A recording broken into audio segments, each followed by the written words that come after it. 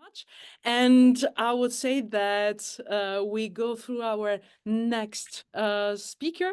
Um, uh, let me introduce a little bit a couple of things because in maybe in my previous life I was in the BI, so the business intelligence sector. And for me, working with data was absolutely important. And project management need to take decision not only based, as we said in the morning, based on the gut, but on real and good data.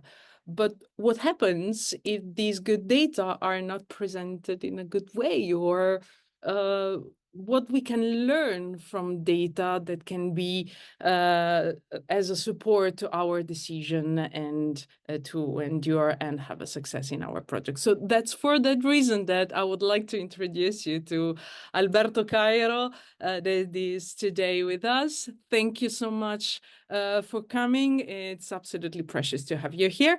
And come on, it's not about us, it's about you this time. So the stage is yours, Alberto, and thank you so much for the 5 minutes to be late, but No, that's fine. Thank you. Thank you. It's a pleasure to be here. And I always welcome the opportunity not to answer email and give a talk instead. It's much more yeah. fun. Particularly I've been Yeah. answering emails since I woke up this morning. It's like it's 11 a.m. right now here in Miami, Florida. Anyway, it's a pleasure to be here with all of you. I'm going to talk a little bit about what I do and then give you some perhaps insights that are actionable and applicable to your own work related to the science of data visualization. I am going to, by the way, let me precede this talk by telling you that I'm going to share these slides with you. So you don't need to take any notes. I'm just going to send a PDF that the organizers can then share with everyone who is attending the talk today. So I am a journalist by training. I began my career in 1997 working in newspapers and magazines in Spain, where I'm from. And then eventually I transitioned into a career in academia. Then I went back to the journalistic industry. I became graphics director at a news publication, at a news organization in Brazil, where I lived for a while. And then I came back to academia in 2012 to become a professor at the University of Miami, where I am right now. And what I've always worked with and what I've always taught is how to visually represent information, what we call in the design industry information design, right? The shaping of information, the architecture of information to make that information understandable to a general audience in the case of journalism. So what you have on the screen right now is screenshots of several graphics that I designed myself throughout the years. More recently, in the past 10, 12 years, something like that, I became a specialist in a narrower area within information design that we could call data visualization. That's what I'm going to talk to you about today. That's my professional profile in case that you want to click on any of those links later after I share my slides with you. I also have a newsletter that you can access. It's called The Art of Insight, which is the title of my latest book. I am also the author of several books about data visualization. The most recent ones being How Chats Lie and also The Art of Insight, which is the latest one. And I am also a consultant with technology organizations or companies like Google, Microsoft, and also with international entities like Eurostat and the European Union at large in matters related to data visualization. So one of the things that I usually tell my students here at the university, let me tell you a little bit about my classes. My classes are introductions to information design and more specifically to data visualization. And these classes are attended by a huge variety of students. So I get students from the business school, from data science, from statistics, from engineering, from journalism, from biology, marine sciences, environmental and climate sciences also. We have a big school here in Miami, the Marine School, obviously being in Miami. We do a lot of work related to the forecast of hurricanes. I will talk a little bit about that later. But what I tell my students at the beginning of the semester is that one of the reasons why visualization is important is that it is everywhere. We are surrounded by visual representations of information, by graphs, charts, maps, diagrams, visual explanations, infographics, and that this is a skill that can be learned by anybody, by everybody and anybody,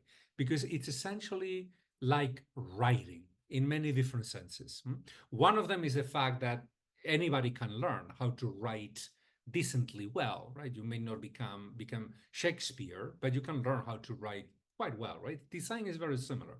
I have that experience with the students every semester that I get them at the beginning of the semester not knowing absolutely anything about information design.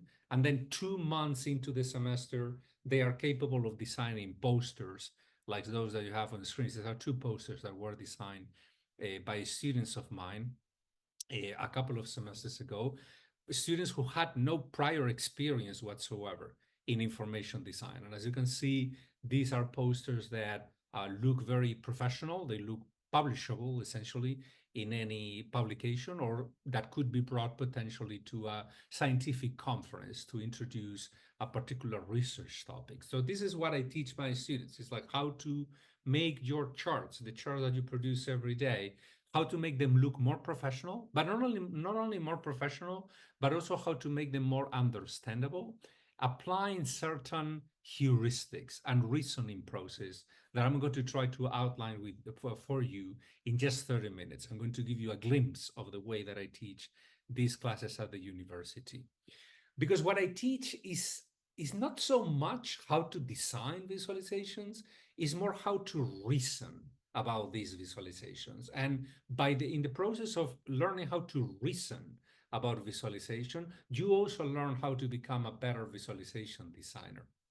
So we could begin by talking specifically about data visualization by the foundation of data visualization, right? I'm going to get a little bit technical, but then I'm going to show you how these abstract ideas apply to the real world. So data visualization is based on the notion of encoding data, encoding information, but it's usually data.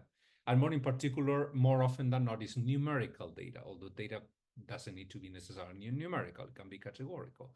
But in any case, data visualization consists of in the process of getting your information, connecting your information to certain objects, and then varying certain attributes of those objects in relationship to the information that you're trying to represent. We call this process visual encoding. This is very easy to understand. Whenever you open up a spreadsheet, for example, in a program like Excel, and you tell Excel, you click on the button, create a bar graph. What is Excel doing? Excel takes your data, connects your data to a series of bars, of rectangles, and then it varies an attribute of those rectangles, either the height or the length, depending on whether your bar graph is oriented horizontally or vertically, right? So in that sense, we will say that the encoding that is being used to represent your data is length or height. And that makes up a bar graph. The type of graphic is bar graph, but the encoding is length. In data visualization, we can use tons of different types of encodings, right? We could use area, we can use angle, like in pie charts, we can use color, like in the many maps that we see nowadays to represent the results of elections, for example. They usually use color or color shade to represent data. This is called encoding. And this encoding is what we call in visualization, is the core of what we call in visualization, the grammar of graphics, right? Now, I usually introduce my students to this concept before I broaden the scope a little bit and teach them how to think about data visualization, based, for example, in foundations such as understanding what visual encoding is about. And one of the things that I try to do at the beginning of the semester is to try to dispel certain myths. There are many myths related to data visualization, but one of the most common ones is, and it's a myth that unfortunately has been spread by a few books in the world of data visualization, that there are certain rules in data visualization, right? That data visualization is based on rules. And I try to dispel that myth. I tell my students that the design of a visualization cannot be based on rules. What it can be based on is in a reasoning process about possible choices that you can make whenever you design a graphic, any type of graphic, a bar graph, a line graph, scatter plot, pie chart, whatever it is. That should be a result of a process that needs to take into consideration choices related to different aspects of the visualization. The content, the nature of the data, for example, will influence the type of graphic that you will design. People, who your audience sees, for example, or the people being represented in the data. But more importantly, is who you are going to present your information to. That also dictates certain things that you should do or you should not do with your graphic. Then the purpose, the intent. What is it that you're trying to communicate with your graphic? That's going to be critical whenever you design a graphic. And it's going to help us thinking about graphics this way will help us avoid one of the main mistakes that people make whenever designing a visualization, which is to think in autopilot. We will get to that in just 1 minute. Also considering constraints, where your graphic is going to be presented. Is it going to be presented on a mobile phone? Is it going to be presented on a computer screen? Is it going to be presented in a poster? Or is it going to be presented on a research paper? That will be a constraint, the size of the graphic. And then also considering the consequences. Is your graphic being read correctly or is it not read correctly? This is all, by the way, connected to ideas that I write about in my latest book, The Art of Insight. That's the reason why I put the cover in there. Now, I also tell my students, and this scares a little bit of students who come from STEM and engineering backgrounds. I said, everything that you do in a visualization, every choice that you make in a visualization is subjective. It is very subjective. There's nothing objective about the design of a visualization, the same way that there is nothing objective about writing a piece of copy, a piece of text, right? When you write an article, when you write a paper, you're constantly making subjective choices about the information that you're trying to shape to be understood. But then I append a second part of the sentence, which is that every decision in visualization is subjective and it can be subject to debate. It can be counter-argued, it can be argued about, but it should never be arbitrary. And this is the critical thing for you to keep in mind from this point on. Whenever you design a chart, you should always pay attention to every single feature of that chart. The scale of the graph, the horizontal axis, the color that you choose, the labeling that you add. Every single element that you have on a graphic cannot be arbitrary. It cannot be just a random choice. It needs to be a deliberate choice. We will get to that in just 1 minute. So the process of designing a visualization should be sort of like a dialogue with yourself, regardless, by the way, of the software that you use. Excel, Tableau, Power BI, there are many or if you use programming languages, R, Python, and many others that have very powerful data visualization capabilities. Every decision that you make in a graphic should be deliberate. And this applies also to artificial intelligence. Nowadays, I'm getting a lot of questions in talks. Are you implementing artificial intelligence in your work? And the answer is yes, the same way that I implement any other tool, always having a human being in control. So I use artificial intelligence to accelerate my design process, but there is always a human being making deliberate choices with the tools that we are using. I never give the tool the power to make decisions for me whenever designing a visualization. Now, let me show you just a very, very quick example of how all these ideas apply, the content, the people, and more importantly, the intent, the purpose. What is it that we are trying to communicate? This is a graphic that I just incorporated to this talk because I saw it yesterday, right? This is a graphic that was published by a news organization that I really like and that constantly produces excellent data visualization. This is La Nación, a newspaper from Argentina. And what you're seeing is a chart that is represented the average price of a rental per day, Airbnb, for example, of a rental per day in several neighborhoods in Argentina, Puerto Madero, Palermo, Recoleta, etc., etc., etc. All right, so as you can see here, this is a bubble chart. It is using area to represent the data. That's the encoding. The area is proportional to the numbers. You see that Puerto Madero, a night in Puerto Madero, will cost you $46.32. That's per night. That's the average price.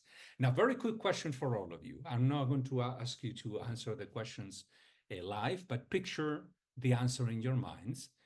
If Puerto Madero costs on average $46 per night, how much Palermo cost? Or how much Recoleta cost? Or how much does Colegiales cost? Or Belgrano cost? Is Colegiales more expensive than Belgrano? Is Recoleta more expensive than Colegiales? Can you really compare these bubbles to each other? Now, let's represent the data in a completely different way. Let me take the numbers, which I hit on purpose. I will show them in just 1 minute. And let me represent the exact same numbers, but using height as a method of encoding. Now, you can clearly see that Palermo is around half of the price of Puerto Madero. And then there are very, very few differences between Palermo and Recoleta, but Colegiales and Belgrano are slightly cheaper than Palermo and Recoleta. These types of very subtle nuances in the data were impossible to see in the bubble chart. Now, that doesn't mean that bubble charts don't have their uses. They do have their uses. Probably you have all seen graphics that represent data on a map of the United States, maps of Switzerland, and then you encode some sort of variable using bubbles of different sizes to represent, for example, the number of unemployed people region by region, and you use a bubble to represent that on a map.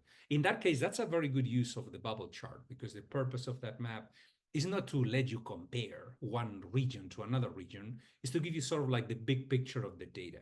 But when it comes to representing the data very accurately, very precisely, so we can notice very subtle differences, or not so subtle, in the case of Puerto Madero and Palermo, differences between prices, the bar graph is superior to the bubble chart. Or if we go back to this slide that I showed you before, height or length are superior encodings than area when it comes to representing data if the intent of the graphic is to compare. This is why intent is so important in data visualization, because it can help you make a deliberate choice of how to encode my data. Should I use a bubble chart? Should I use a bar graph? Well, as the intent of the graphic is that the reader will be able to compare subtle changes, subtle differences to each other very accurately, maybe the bar graph is a superior choice than the bubble chart. And these are the actual numbers that are behind this chart.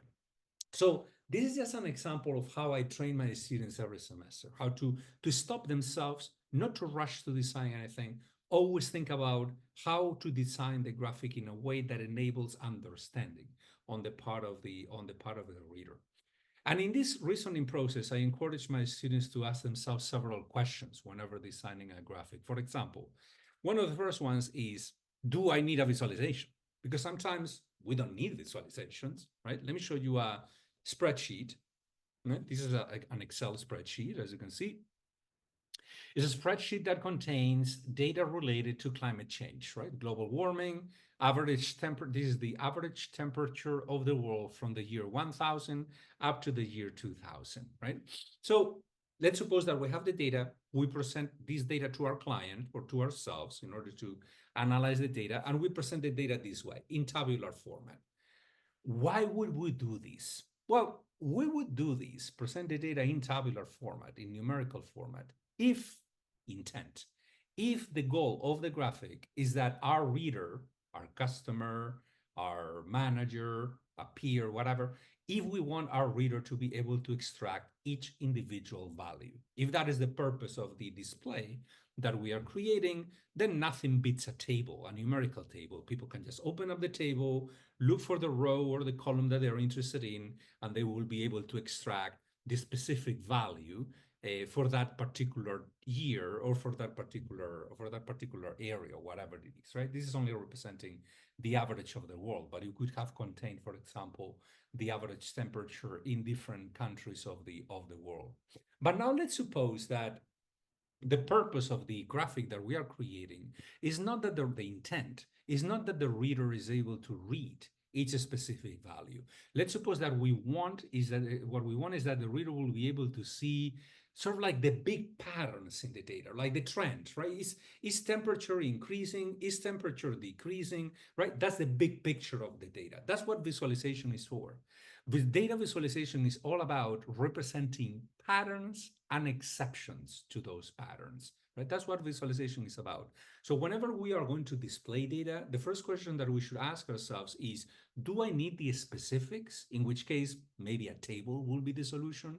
Or do I care more about the big picture of the data, right? The big stories, so to speak, in the data, the big patterns, trends, and exceptions to those patterns in those trends? Because in that case, it may be better to represent our data through a graphic. Data sets like the one that I showed you before are behind a couple of graphics that have become iconic throughout the decades.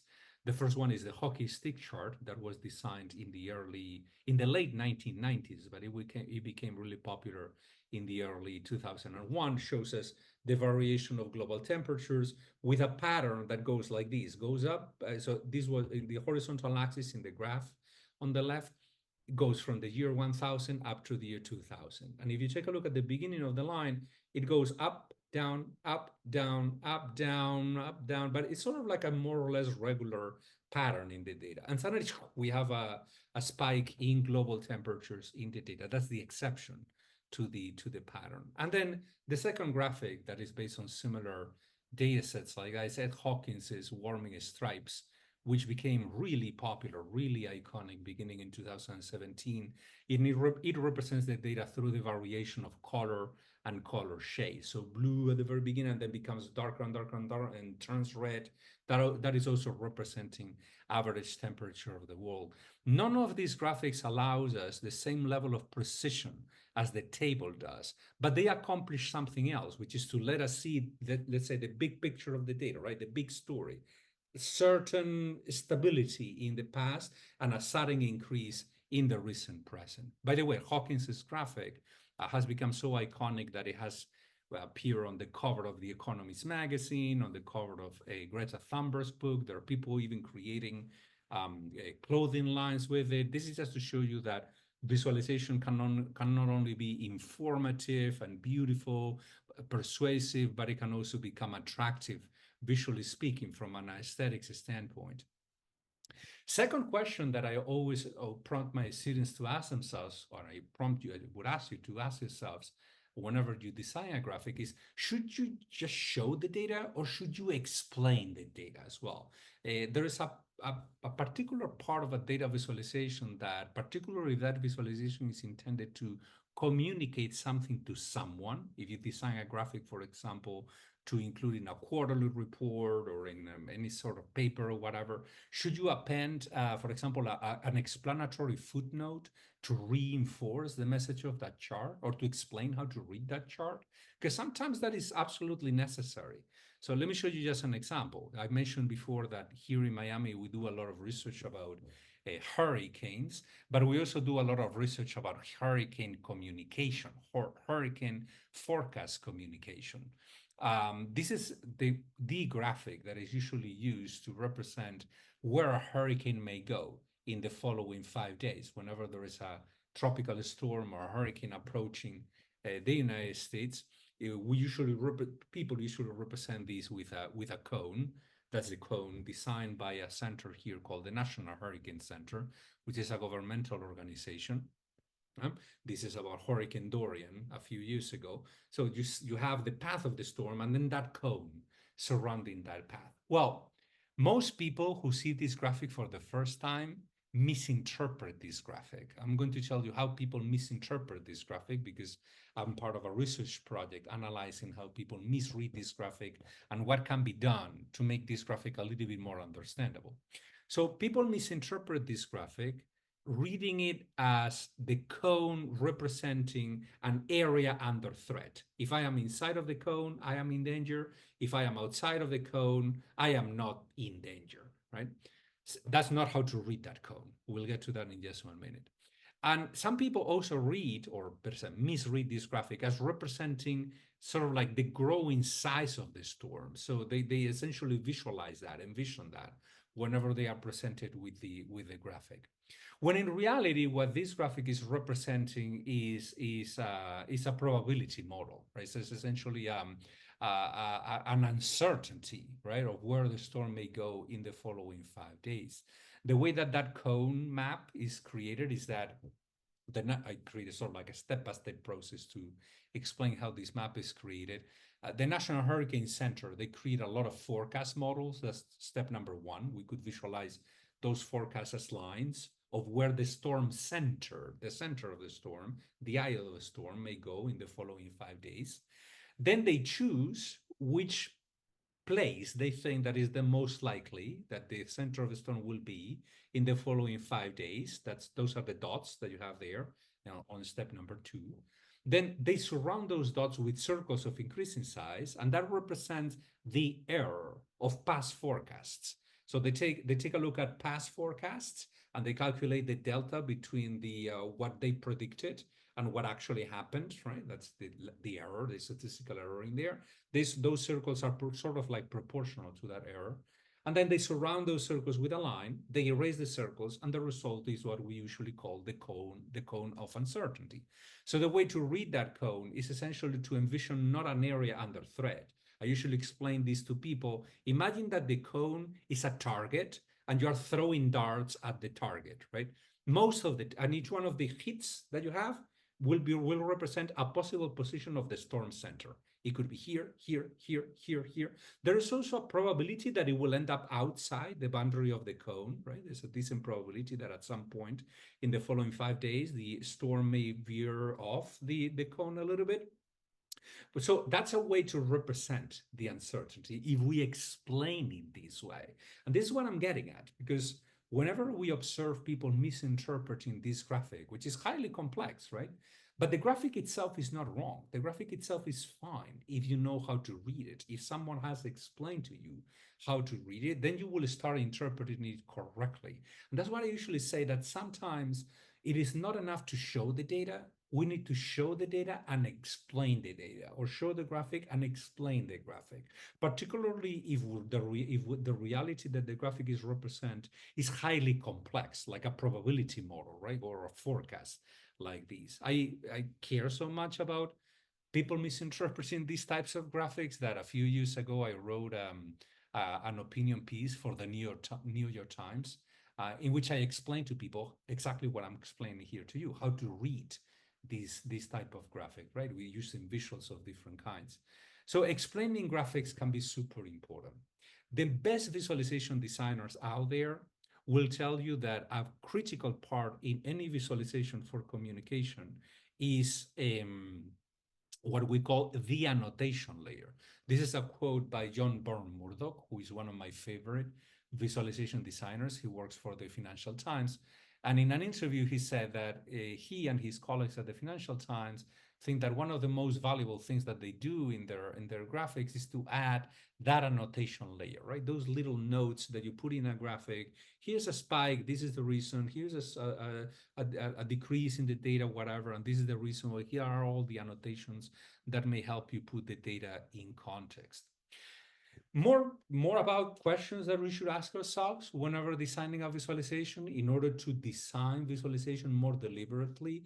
What graphic should I use, or what types of graphics should I use to choose my data? This is where intent comes from, as I explained to you before with the graphic from La Nación, from Argentina. Here's another example. This is from one of my clients years ago. I do a lot of, whenever I work for clients, I usually ask them to send me examples of their work so I can gently, constructively critique them and give suggestions here and there. So this graphic is intended to represent, of all migrants who arrived to Greece in 2016, which countries they came from, right?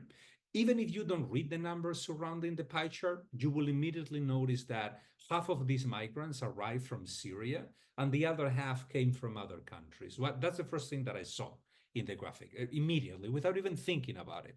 And I actually asked the creators of this graphic, is this what you were trying to show? Were you trying to show, is the intent of this graphic to show that half of the migrants arrived from Syria because of the civil war and the humanitarian crisis? and the other half came from other countries? And the answer was yes. I said, great, then this graphic works. This graphic is perfectly fine. The only thing that I would do, deliberate thinking, the only thing that I will change will be, if that is your message, if that is what you want to show, half versus half, then what you could do is perhaps to color Syria with one color and then all the other countries with a single color to emphasize even more that message that you're trying to communicate. And then you make Syria a little bit bigger in order to further emphasize it. This is the deliberate choice, right? This is what Excel will create for you. This is what you, the designer, can add on top of what Excel or whatever other tool you use. You can add to the graphic itself. But then I went further. I said, well, let's suppose, just for the sake of argument, that the purpose, the intent that you had in mind when designing this graphic was not to show half versus half. Let's suppose that your purpose was to compare, right? Let's suppose that you don't have all those numbers and you want readers to be able to compare these countries to each other. Well, you will quickly find yourself, similarly to what happened with the bubble chart that I showed you before, squinting and doing this with your fingers, right? In order to compare the segments of the pie chart to each other. We know that angle and area, which are the encodings used in a pie chart, are not very good for precise, for accurate comparisons. They have other purposes, right? A pie chart may be perfectly fine in some cases, but if the intent is different, if the intent is to compare the segments to each other, you will be forced to do, I call this the finger measuring test. Right? If you find yourself doing this with a visualization, it's probably because you need a different type of visualization. For example, a bar graph, right? If the purpose is to compare, then the bar graph is superior to the pie chart. But if the purpose is to show that Syria is half and the other countries are the other half, the pie chart is superior to the bar graph. And let's suppose that the purpose is different. Let's suppose that the purpose of your graphic is to show some sort of geospatial pattern in the data. There were no patterns in the data, but just for the sake of argument, let's suppose that there was a geospatial pattern in the data for which, let's suppose, for instance, that the closer a country is to Greece geographically, the higher the percentage of migrants who arrive from that country to Greece. Let's suppose that that geographic pattern exists in the data. It didn't, but let's suppose that it did. Then in that case, it may be worth designing a map, right? Designing a map using bubbles to represent the percentages to show that the closer you are to Greece, the bigger the bubble is. This little exercise is a perfect example of what I mean by making deliberate choices related to the goals of the graphic. None of these graphics that you have here, or the many others that we could design based on the same data, is good or bad in the abstract. They're all better or worse depending on what the intent of the graphic is. Showing parts of a whole and half versus half, the pie chart, comparing the countries to each other and ranking them, the bar graph is superior to that, or showing some sort of geospatial pattern in the data. There's no geospatial pattern, but if there were a geospatial pattern, then the map will be superior. Is one of the examples that I usually show to my students to counteract the tendency we all have to work, as I said before, in autopilot, right? If I give you a data set in which everything adds up to 100%, and I tell you very quickly, design a graphic for me, I can guarantee that most of you will design a pie chart because we tend to associate percentages with pie charts. And a pie chart may be the right solution, but it may not be the right solution. It depends on the intent. You need to make a deliberate choice. Stop yourself and think deeply about the nature of the data, the nature of the message, what is it that we're trying to show, what it is that we're trying to communicate. And if I give you a data set that contains a geographic variable, like countries or states or whatever, your first impulse, natural impulse, will be to design a map. And maps are wonderful. Maps are great, fantastic tools for communication, but it greatly depends on what the intent of the graphic is. I spent 2 or 3 weeks in my classes explaining strategies to choose graphic forms, and I only have a few minutes now. So I'm going to leave you with a resource that you can all use to make better choices when it comes to choosing types of graphics depending on the purpose of the graphic. This is called the visual vocabulary, which is a big poster that you can download from the internet. From the Financial Times, because it was designed by the graphics team at the Financial Times. And in this poster, you can see the main graphics that you can find in Excel, PowerPoint, Power BI, and so on and so forth, sorted according to the main purpose that they are usually used to fulfill or to represent. Second to last question is related to visual design. I care a lot about visual design. I care a lot about style, about making graphics polished, elegant, and look readable, right? So I spend a lot of time in my classes prompting students to think deeply about design decisions, visual design decisions related to color, related to typesetting. Let me give you just an example of how important it is to deliberately make choices and to never trust software defaults, as I said in the slide. This is another graphic. The content doesn't really matter that much, but let's take a look at this graphic. It's showing sort of like fish catches in different countries and declarations, right? Proportion of vessels that register catch and landing data and data format. You have a stack bar graph per country in the European Union, and then you have different categories. So essentially, this is a stack bar graph. Everything adds up to 100%, and then each one of the colors represents a category. Well, if I see this graphic, right, the first thing that I do is to go to the scale and say, okay, 20, 40, 60, 80, and then I took out the boundary, take a look at the boundaries of the bar, and I would say, okay, so the red bar in France, is this 82? Or should I project this to the background? And it's probably maybe 85 or 90. It is quite difficult to tell, isn't it?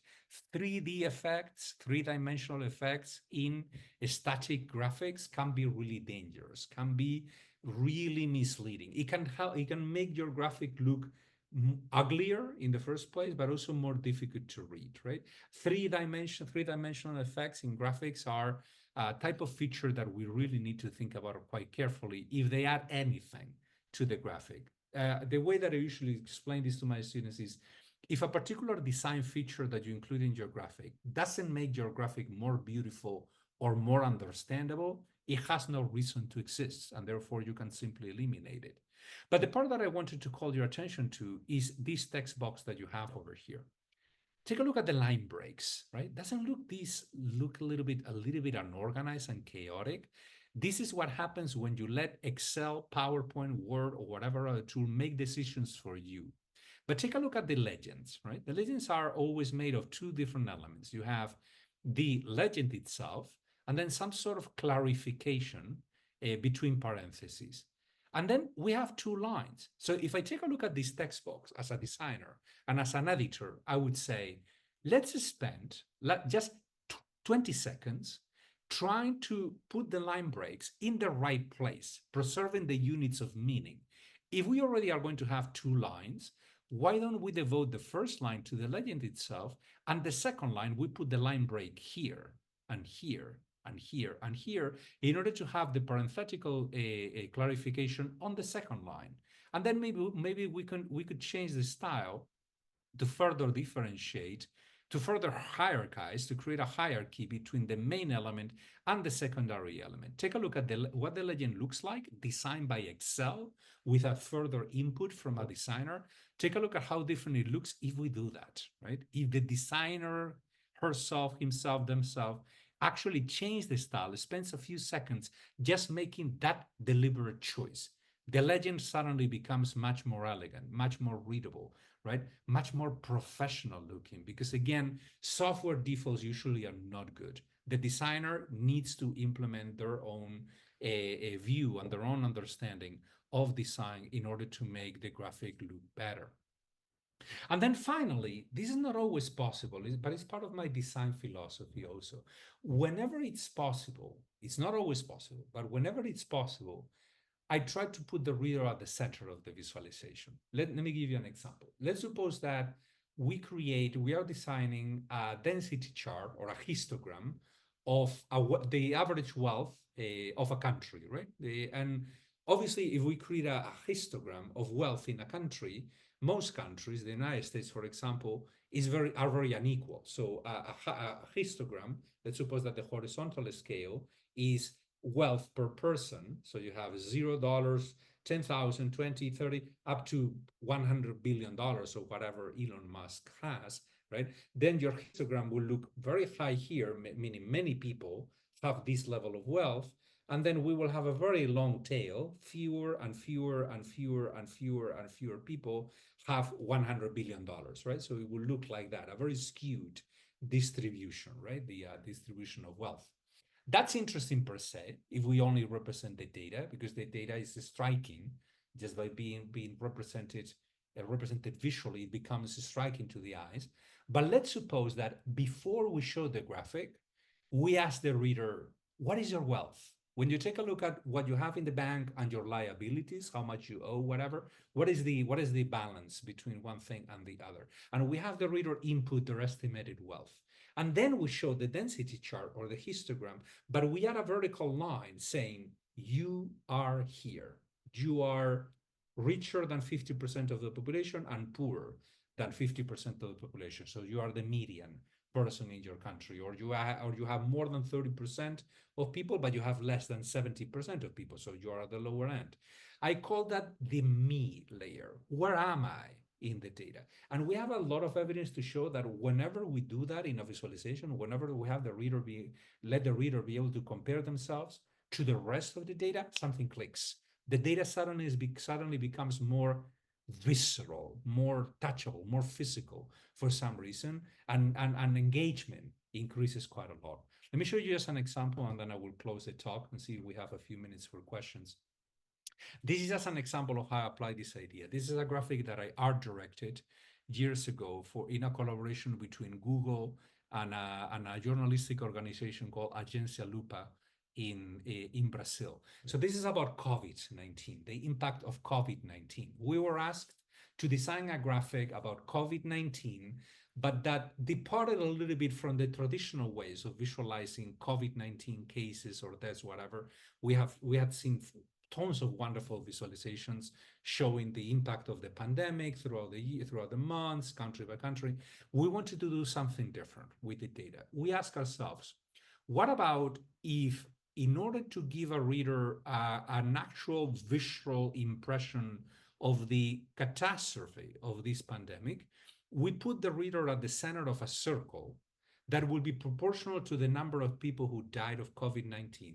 What about if we ask the reader how big the circle will be around you if every person who died of COVID-19 in your country were your neighbor? How big the circle will be around you?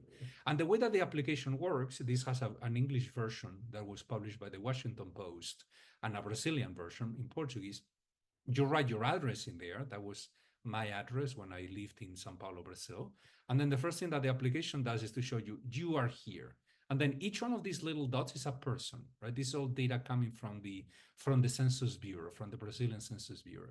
And then it has sort of like a step-by-step narrative. On the March of 16, 2020, the first confirmed death of COVID-19 was recorded in Brazil. Now, let's suppose that you are the first people who, you are there, but the first person who died is your neighbor.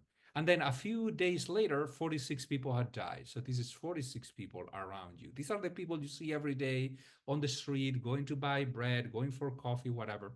And then months later, right, at the peak of the pandemic in Brazil, more than 600,000 people had died. And this is how big the circle will be around you in Sao Paulo, Brazil. I don't know whether any of you is familiar with Sao Paulo, Brazil, but it's one of the most densely populated cities that I have ever seen. It's, first of all, gigantic. It's a monster of a city, and it's very densely populated. So a circle that big, it's very big. That's a very big circle. Now, this graphic quickly became extremely popular in Brazilian media. It was shared millions of times in social media. People downloaded their own map and shared it in social media. It was picked up by the biggest TV news organizations in Brazil and discussed in TV news. At the time, it was really an extreme, very, very big success. And the most common response to this graphic was, wow, I had never imagined that this was this big. Because there is something abstract about numbers, right? We say 600,000 people died. That sounds like an abstraction. It is different if we say 600,000 people around you died. That becomes more physical. Wow, it's like a bomb was dropped in my neighborhood, and the entire area around me was flattened out. There's something physical, visceral about thinking about numbers this way. By making them more humane, by making them more touchable, suddenly something clicks inside people's minds. So whenever it is possible, I try. It's not always possible. I try to do this also with data visualization. Anyway, I don't have a particular takeaway here for you. I am going to just close the presentation today by leaving you my contact information, my newsletter, my website, social media accounts as well. And if we have time for questions, I am here Yes. for you. Thank you, Alberto. It was amazing. And yes, I have a lot of questions, but one in particular that is asked by Marco Cortella. This is a huge fan of yours and is asking, um, considering the known risk associated with relying on software default, Mhm. do you believe that the integration of the AI in data analytics and visualization could potentially exacerbate these issue, maybe creating a more sorry, widespread and potentially more severe consequences? Mhm. How do you think project managers can mitigate this risk while still leveraging? If you just apply the type of thinking that I'm advocating for. So every single technology that lowers the barrier of entry or speeds up the process of designing anything has risks. Like so I heard the same, a critical discussion about other technologies such as Power BI or Tableau, Yeah, or a lot of people are going to begin designing visualizations, blah blah blah. I said, great, we need more people. Let's bring more people yes, in, that's right? true. The more the merrier. It's like Yeah. I am all for lowering the barrier of entry, right? I am all for making technology more accessible. I see a lot of potential in artificial intelligence, in, for example, letting us design visualizations using a plain language, right? I hate, truly hate to code. I don't like to code. I want Okay. tools that in which I speak. I I said, understand. now design Yeah. a scatter plot. Now put something in the x-axis, do something on the y-axis, change the color. I want to design graphics like that. But Okay. notice what I'm doing. I am making the choices. I am making the decisions. It's a deliberate choice. So as long as we can instill in people the sense that every choice needs to be deliberate, no choice should be left to the computer to make. It should be us making the choice, then we will be fine. So do we have a risk in which people will use all these new technologies mindlessly? The answer is yes, and we are already seeing it. All right, there's a flood of misinformation nowadays related, for example, to the impacts of hurricanes in North Carolina, for instance. We see a lot of artificial intelligence Fine. generated Yeah. images. That's a danger. It's Obviously, like the that's a danger. kernel of that and the Yeah, yeah. There's interpretation a of, lot of danger yes. in that. But at the same time, it also, if we are able somehow societally, structurally, to understand, to push people to understand how to use all these technologies a little bit more safely and ethically, I think that they are great. It's great progress. Thank you. Thank you so much I for, just share, by the way, my slides with yes, the hosts and I've panelists. seen If it. you can Yeah. share those with everybody, so they can Yes, look at the slides. absolutely. Yeah. I've seen it, and in the inside our email of follow-up, there will be everything there. And Mhm. a very, very quick last question. Um, they are asking you, but maybe you already replied. Uh, Even if I'm pretty sure you already, do you have some tools that maybe you can suggest to start digging a little bit the world of data visualization? Yeah. So it depends Paper on and what you. pencil. Say that again. Paper and pencil. Yeah, paper and pencil is always good. Yeah, that's usually the start. So, but then you need a tool or a few tools that can get you running on the ground right away. So, if you don't want to waste a lot of time and you want to start designing right away, I would look into tools that are easy to use and that have free versions. So there's, for example, a tool called Data Wrapper, like wrapping up the data, Yeah. Data Wrapper, which is super easy to use. There's another one called Flourish, that is flourish.studio, super powerful, and it lets you create interactive data visualizations for the web super easily. So you get started with those. It's like in half an hour, you learn how to use those tools. It's super simple. Then you can move on and start using other off-the-shelf tools that are a little bit perhaps more sophisticated. not that those tools are not sophisticated, but they open up the door to actually start making, for example, calculations, right? Before you visualize. And then we're talking about, Power BI or Tableau, right? That will be a second step. And then eventually a programming language. It's like because a programming language will allow you to fully customize geographics, particularly if you pair it with design tools. I use, for example, a design tool called Adobe Illustrator, which lets me polish my graphics in any way I want. So I generate my graphics in Tableau, in Excel, R. I use the R programming language, but then eventually I bring everything into Illustrator for the final touches, the final polishing before I publish my graphics on the web or in print. But to get started, just get a couple of books, introductions to data visualizations, and then a tool or two, and then just proceed from there. Thank you so much for these minutes, precious minutes. It was great, and I would like to thank you truly for coming, and hopefully we can stay in touch. And thank you so much for coming.